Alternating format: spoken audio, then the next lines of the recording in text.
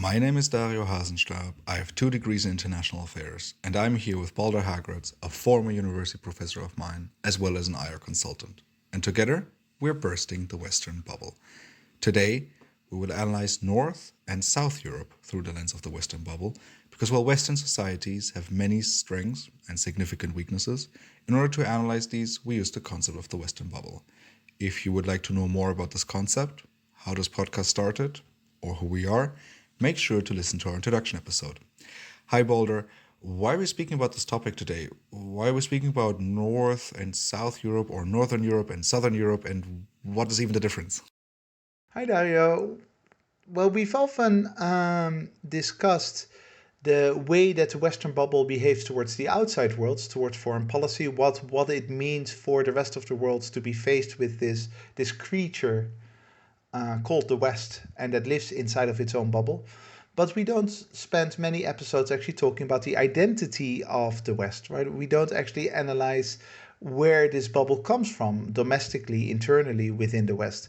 And a really important factor in the development of the modern day Western bubble is actually this conflict, if you like, this tension between North and South, Protestantism and Catholicism, that has driven a lot of the dynamics that we analyze in other episodes. And what are the facts?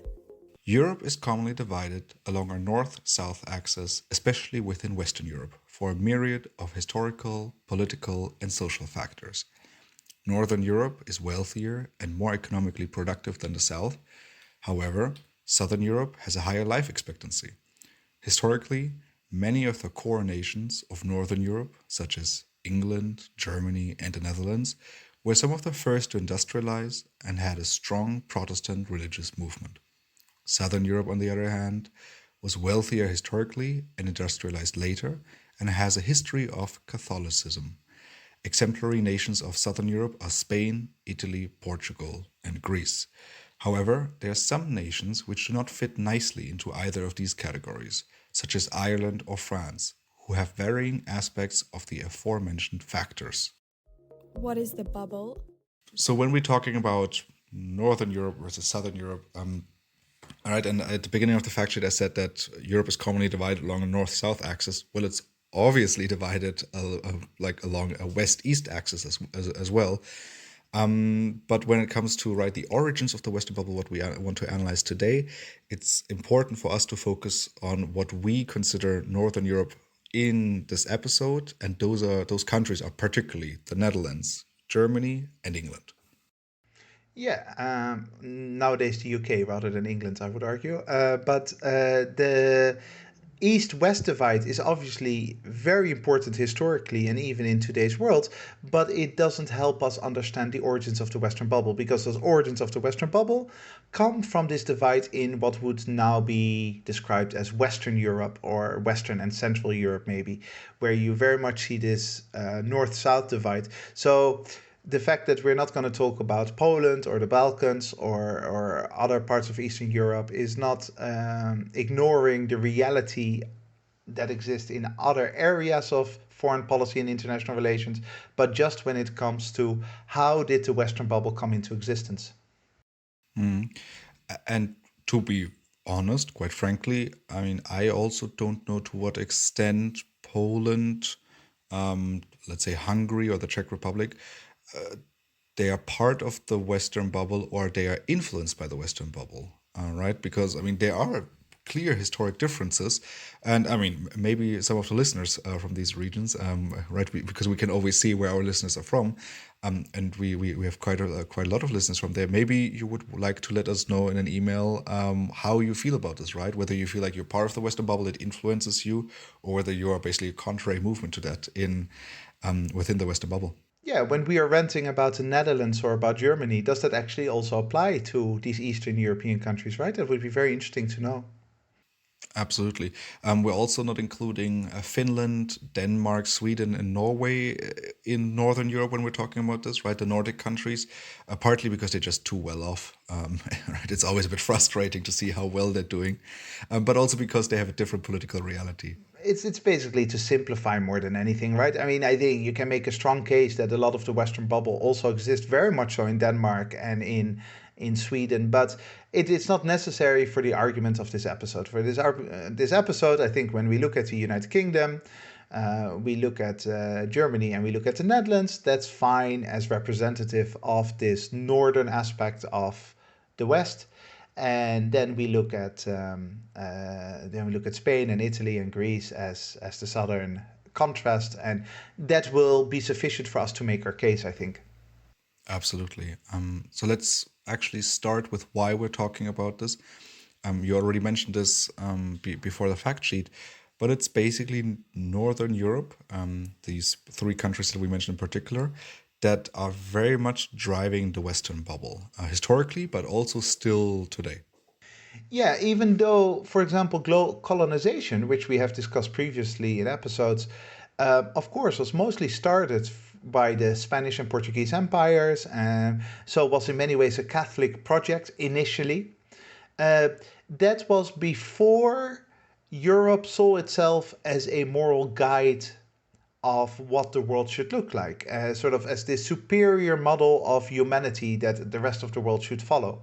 It was before the United States was created in its modern form. What you then see is that because of the North essentially defining itself as modern through the Reformation, by becoming Protestant, by splitting away from, if you like, the old hierarchy of the Vatican and other such institutions, and contrasting itself with those old Catholic empires such as Spain, the psychology starts changing. Northern Europe starts seeing itself as the modern version of what humanity should be like, even before they start spreading that around to the rest of the world, right? First, it's sort of a rejection of the old Catholic values of the South, and then once they've won that conflict, they start spreading their bubble towards the rest of the world. And I mean that, right? That bubble mentality or the looking down on the others mentality also exists within Europe, right? So the northern countries have a tendency to look down on the southern countries. I mean, partly I would say this is very much from that. I mean, simply better economic performance, right? That, I mean, having industrialized earlier, nowadays being better off, also kind of going through the different crises of the last 20 years a little bit better. And then on another level, I do think it's a big factor will probably be democracy, right? I mean, right, we both love Spain very much, but Spain is a rather young democracy compared to some other countries in the north. Yeah, in its modern form. I mean, it played around with democracy before the Civil War as well, Spain. But yes, absolutely. So essentially, what you see is that the glory days of the old Catholic South are in the 15th, 16th century. Then you see the North taking over. The North first taking over in terms of military power, in terms of economic power, political power. They provide a new version of Christianity through the different Protestant faiths. They start providing a new political system through democratization, through liberalism, very much things that you see in the UK, in the Netherlands, also, by the way, Sweden. We said we wouldn't talk about Sweden, but Sweden also displayed some of that. Denmark. And so the North is growing in strength at every level, politically, economically, militarily, culturally, throughout the 18th, 19th, and certainly 20th centuries. And the South stays behind, and the South stays stuck in their old ways to a certain extent. Portugal and Spain and also Greece, by the way, until the 70s dictatorships. Then they finally become democracies, and they are being helped by the North, that has been a democracy for much longer, is much more economically established. They can basically accelerate their social growth, but only through German money, European money, etc., and political support from those countries. And all of that process for hundreds of years basically leads to the North feeling that they are the vanguard of modernity, that they're the vanguard of what humanity should be like. On top of that, the North also sees itself as responsible for the United States, obviously. And I think we can express a lot of this feeling in simple stereotypes that exist, right? I mean, right, that the South is lazy, they don't like to work very hard, they always have to be helped out, they're only asking for money, they're never giving any money. And these stereotypes particularly come out in times of crisis, right? So we've had, the 2008 financial crisis, followed by the 2012 eurozone crisis. And I do remember, right, because this was right the earlier times when I started to pay attention to the news, particularly within right the German news, a lot of prejudice against the South, right? Oh, they're lazy. They just want to have our money. They never work for anything. Well, if you were bad with your money before, why should we help you out, right? That type of sentiment. And that very much was visible in the Netherlands as well. This idea of the Netherlands and Germany, which is true, they're being net contributors to the European Union. And so technically they're spreading wealth towards the south. But of course, Germany and the Netherlands and others very much benefit from this union as well, economically and otherwise. It all helps to create this image of we're just better than the South. It also has to do with the fact that we overvalue GDP. Let's face it, we overvalue the importance of money. Money is really useful, but for example, the Spanish healthcare system is a very good healthcare system. It's publicly available. You don't have to pay anything, and yet every time I hear a Dutch person speak to me, they say, "Oh, it's a good thing that you still have a Dutch passport, so you can still go to the Netherlands if you're ill," which is insanity, of course. But there is this entire subconscious in the north about the south essentially being backwards, and that's really painful. On the other hand, that also leads to the south feeling unfairly treated by the north, right? And during the economic crisis that you mentioned, 2008, there was a lot of irrational anger and even hatred towards, for example, Germany. Oh, well, I do remember that, right? So, I mean, particularly against the person of Angela Merkel. And something that hurts every German very quickly is, right, any Nazi comparison. And I do remember, like posters of protests in Greece or Spain, Portugal, where Angela Merkel was depicted with, right, the basically mustache of Hitler. And that hits very deep within the German heart, right? It does make you feel very very nice in that moment, and you always felt a bit I don't know. You felt that there was unjustified anger from the south towards the north, and we saw this again during COVID, right? So during COVID, when it was first Spain and Italy in particular that were hit pretty hard, and then they shut down their economies. And then we had this huge problem of, okay, how do we get the European economy restarted? And the idea of COVID bonds was circulated, right? So basically common debt. And again, the conversation emerged of why should the North be paying for the South? I mean, we've been doing pretty well economically. Why do we need to pay for the mistakes of others? Yeah, and once again, there is kind of unnecessary antagonism from both sides there, right? When COVID did hit Italy and Spain, the initial reaction in the Netherlands, I don't know about Germany, but the Netherlands was, that is just because they can't get their healthcare together. Obviously, we are immune to this because we don't have to worry because our healthcare system is great. And then 2 months later, the Netherlands goes into lockdown as well. Uh, so there is this arrogant attitude in those situations towards the South, but the South also finds it then very easy to feel victimized and to go into this bunker mentality of, oh, we're just the victims of imperialistic Germany. Germany is trying to rule our countries through their economic might, and that is of course also very unfair. If you look at the way that Europe in general, but certainly Northern Europe, has financially, economically supported the South, there has been a lot of benefits for the South. And there has been a lot of, Greece went overboard after they joined the euro. They went overboard with their public finances. They basically lost the plot with public finances. And then when Germany had to bail them out, a reasonable analysis would be, okay, happy to have Germany there. Thank you, Germany, for bailing us out. But instead, no, the Germans put conditions on the financial support. How dare they? How dare they try to control our Greek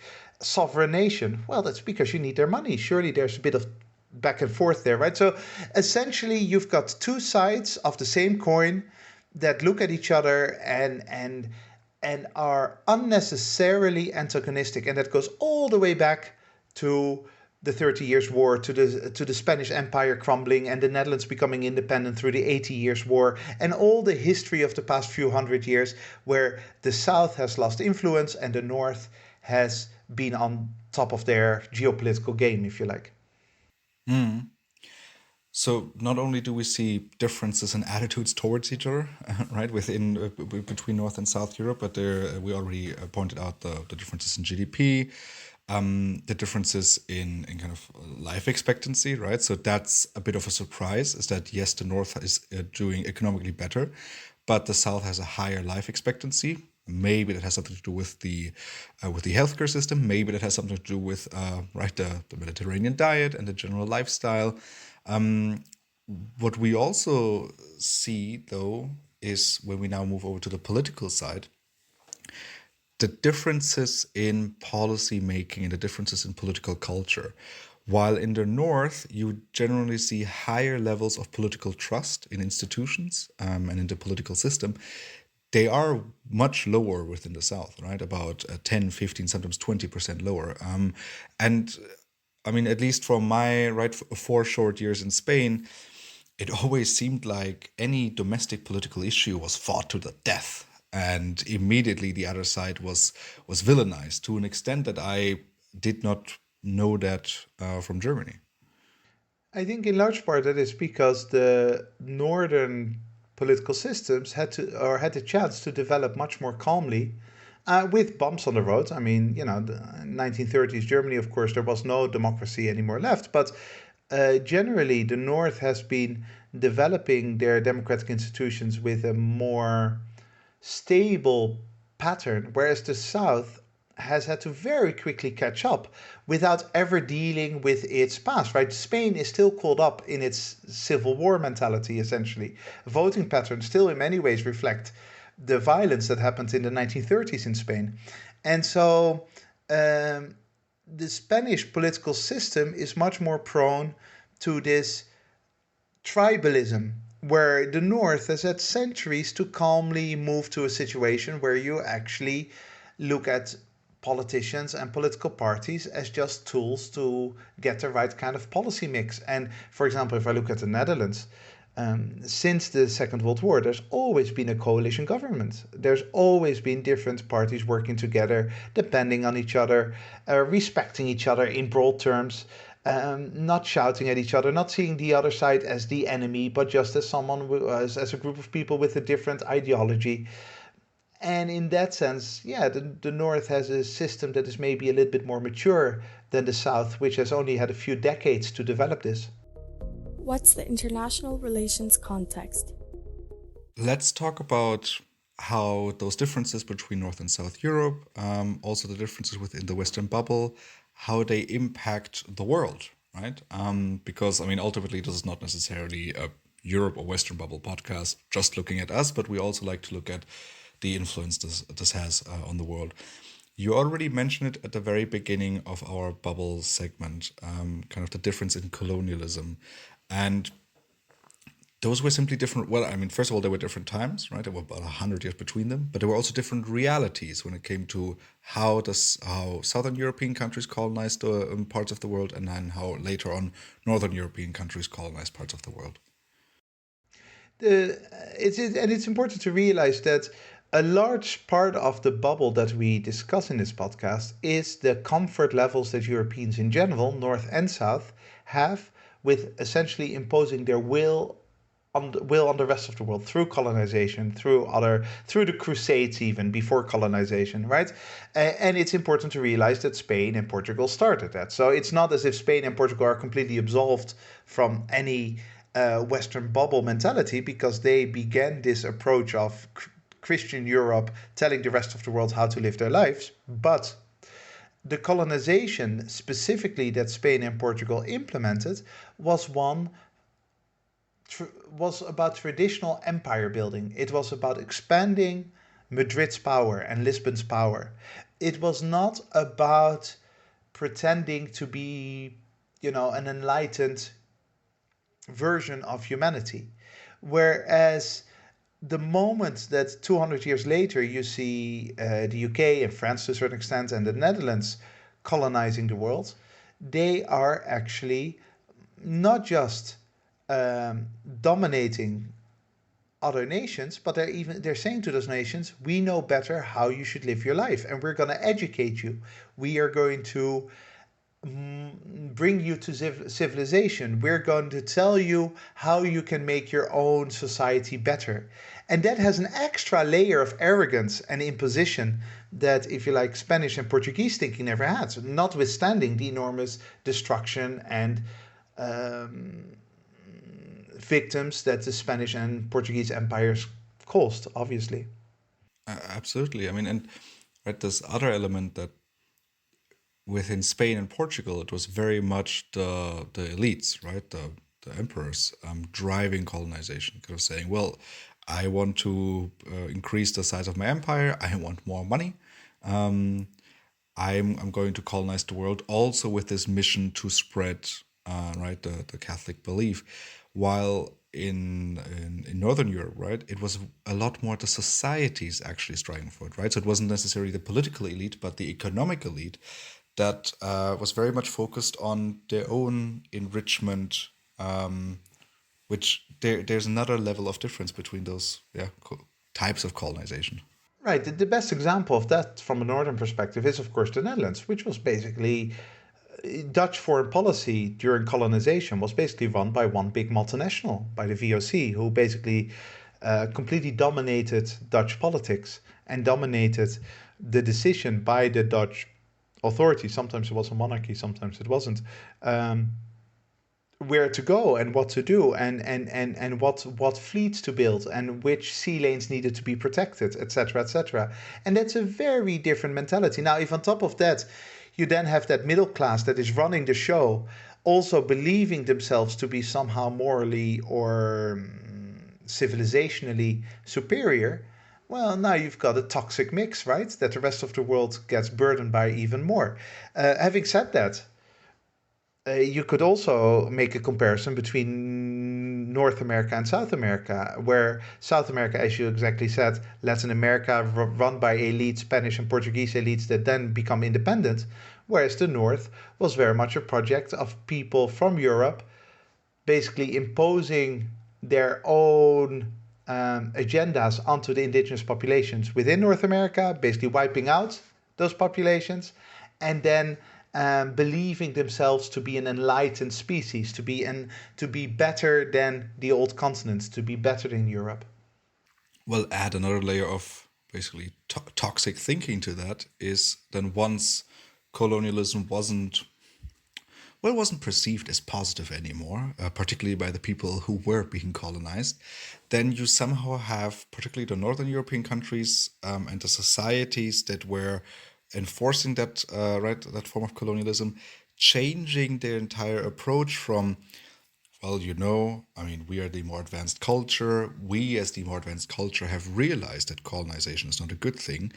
You should now follow our model because we are the good guys here, right? I mean, that thinking is one of those I can't really comprehend how you got to that point, but it's an enormous part of the Western bubble. Yeah, it is almost unbelievable, right? It's essentially first through conquest, through military might, imposing yourself, then at some point, essentially because noting that it's no longer feasible for practical purposes, and then within the scope of a few decades, I'm reading you. If you compare the 1920s, 1930s to the 1950s, 1960s, you have all of a sudden an enormous mentality shift, and now it's the North saying, "Okay, out of the goodness of our hearts, we will let our colonies become independent because they have a right to, and we've just signed the Universal Declaration of Human Rights. Of course, they should be independent. They have the right to self-determination. We're going to support them in that. Oh, but now they absolutely have to understand how brilliant we are, and they have to make sure that they become like us, or at least strive to become like us, because we are the example, we are the light on the hill for everyone else to follow, especially those previously colonized nations."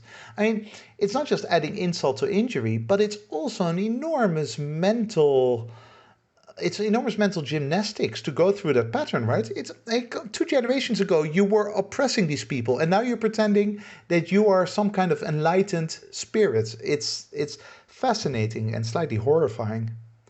Well, and then you also have the, in that sense, positive case study for the Northern European countries of the United States, right? That very much helped them to cleanse themselves of this colonial past, right? And say, here, look what we created. It's working perfectly fine.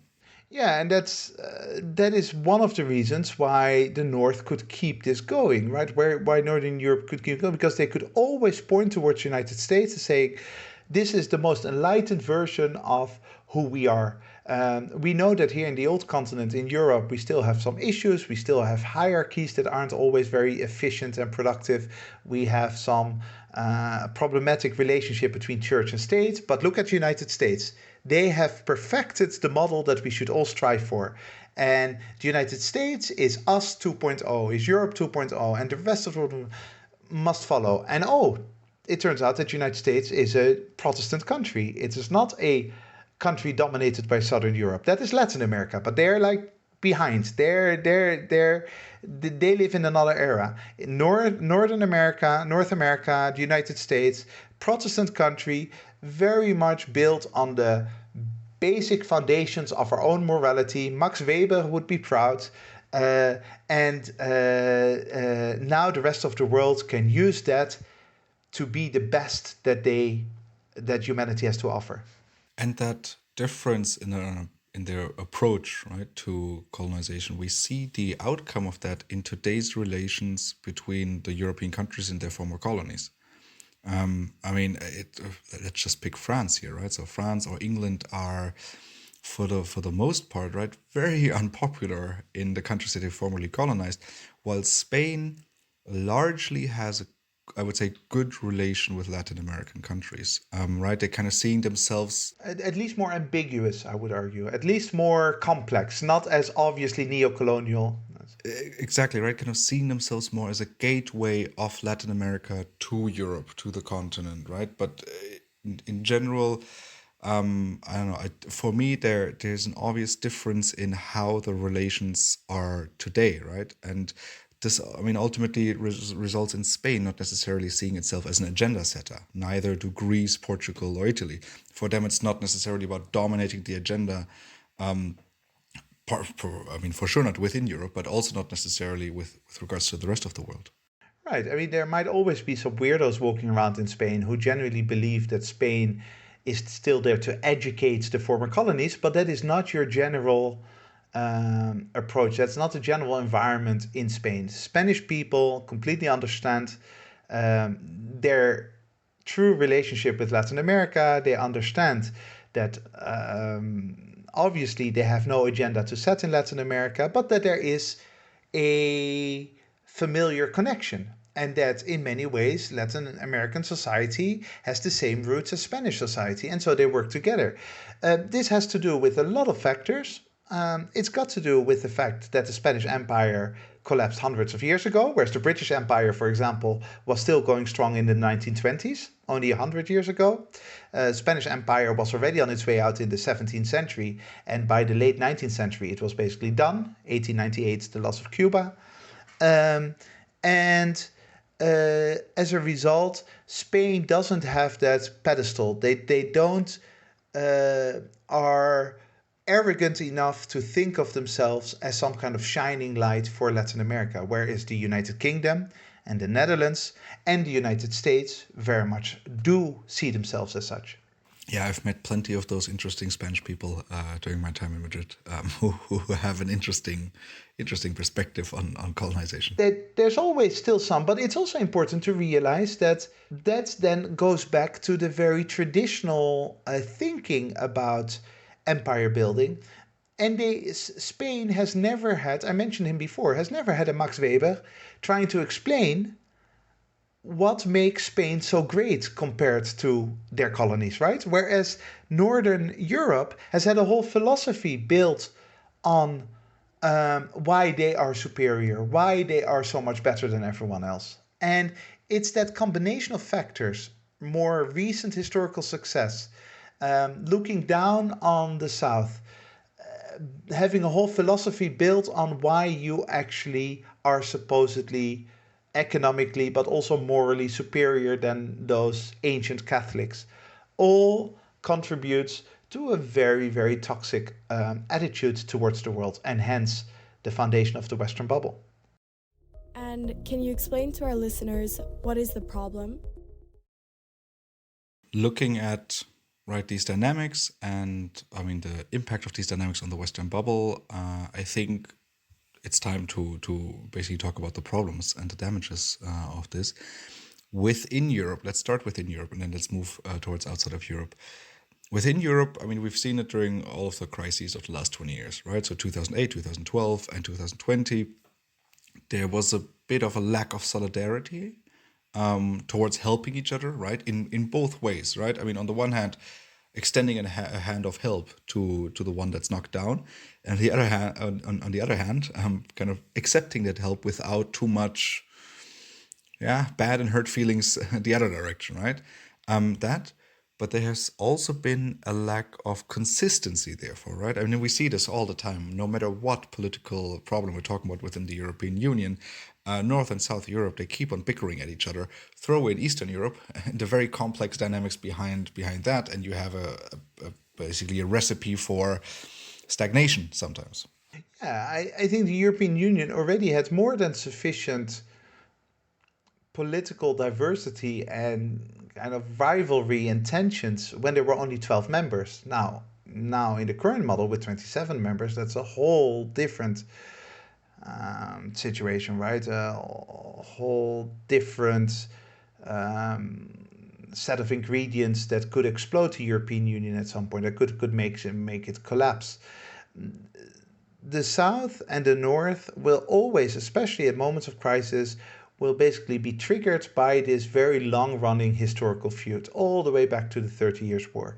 And as a result, it's very, very difficult for the North to actually achieve its dreams of a European Union based on its own image, because the South says, no, thank you very much. We don't want to be controlled by Berlin. We don't want to be controlled by The Hague. But it's also a problem for the South because it means that the South cannot achieve the cooperation it so desires with the North, right? It will always have to overcome this kind of arrogance that's emanating from the North. Absolutely. Looking at the global level, and I think here we can see more concrete damage, right? Damage within Europe is very conceptual, based on a policy, right? Policy making. You will find inefficient policy making anywhere in the world. And I don't think self inflicted damage is that bad necessarily. However, as soon as your behavior towards the rest of the world causes damage, particularly towards the others, right, towards outsiders, that's a bit more of the serious damage. And given that this dynamic, particularly within Northern Europe, is the basis of the Western bubble, the listeners know this from all the other episodes, there's so much damage and so many problems coming out of this. There is. It's very clear that the Western bubble is not just a number of powerful countries trying to impose an agenda on the rest of the world. That's always been part of international relations, always been part of foreign policy. Right now, you can see the Chinese, of course, trying to promote their agenda. You can see India trying to promote their agenda. Within Latin America, you see Brazil. Within Sub-Saharan Africa, you see South Africa and Kenya and Nigeria trying to promote their agendas. All of that is normal international relations behavior. But it is very much abnormal the way that the West positions itself towards the rest of the world, because it's not just saying, hey, we are powerful economically, militarily, and we want to set the agenda. It is actually saying, we're setting the agenda for the betterment of the whole of humanity because we are special. And that can be directly traced back to that Northern European arrogance that over hundreds of years have convinced themselves that they are the best version of humanity out there, and that therefore the rest of the world should be on their knees thanking them for their existence and for their wise example, and their efforts to promote their culture, their political system, their perspectives in the rest of the world. And what now? So I mean, I've asked this question many times, and many times, especially after we've talked about these problems. So, where do we go from here? Right? I mean, obviously, and this is the reason why we're doing this podcast. It's important to understand the dynamics behind the Western bubble, to then work on these dynamics and hopefully stop the problems that the West is causing in that sense, put an end to this. But we also see that the northern European countries and also the former colony of northern Europe, right, the United States, that they have not been doing as well lately. But Spain and Italy, for example, are. When we look at other measurements, I mean, you said in the beginning, right, we still look a lot at GDP in today's world, but maybe at happiness and life expectancy, the South is doing good, right? I mean, Spain and Italy have great healthcare systems. Quality of life is great. And I mean, there's a reason why you're living in Spain. There's a reason why I would love to go back to Spain one day. Yeah, to quote the great Bob Dylan, times are changing, right? It's very clear that the world is starting to see through that sort of northern arrogance, especially because, as you said, the north is actually struggling. The northern model has been very successful at many levels, also in terms of well-being over the past 200 years. You know, the well-being in the Netherlands and in the UK has done really, really well over these past centuries. But at the moment, the North is not finding the answers to the challenges it faces. And so we're reverting back to a situation where it's not so much about trying to pretend that you're better than everyone else, but just looking at basic quality of life issues. And that's where the South has always done better, even when their GDP was lower, even when they were not a democracy, because of their long traditional culture. And I think a lot of people right now are looking at Spain. I mean, there's more and more Americans, for example, who work online, who choose to live in Madrid or Barcelona or Valencia, just because they understand that life in Spain is actually pretty good. And it's got nothing to do with ideology. It's got nothing to do with a sense of superiority about Spain. It is just that Spain is a really, really nice country. By the way, we should get paid by the tourist board from Spain, you know, to do this. Maybe we can pitch this idea to them. But the North is struggling. The UK is clearly on the decline internally. The United States is on the decline internally, facing serious social issues that it can't solve. And so this whole image, which was of course never based on reality, but this self-image of superiority is now collapsing. Nobody believes it anymore. Nobody believes that the Netherlands is morally or in any other way a better country than Spain. Nobody believes that the United Kingdom somehow has the answers that Italy or Greece don't. It's a different world in 2024, and as a result, the Western bubble is declining. At some point, it's going to collapse, and the North is going to have a very difficult time redefining itself, whereas the South will remain the South. This seems like a great moment to end today's conversation on North versus South Europe. If you have any questions, comments, or regards, particularly on the role of Eastern Europe in all of this, make sure to send us an email to thewesternbubble@gmail.com, and we will try to incorporate them in our following episodes. Thank you very much to the listeners for joining us today. Make sure to join us again next week when we burst the Western bubble. That is it from my side. Balder, which closing quote did you pick for us today? I chose a quote that exemplifies a little bit the core of what Europe and certainly the European Union is supposed to be about in theory, right? It's not about one part of the European Union being better than the other. It's not about Germany being superior to Spain. It is about the enormously diverse histories and cultures coming together to cooperate towards a better tomorrow. And this was nicely phrased by Jean-Pierre Raffarin, former Prime Minister of France, who said, "Obviously, there is diversity, but Europe is a union of diversity."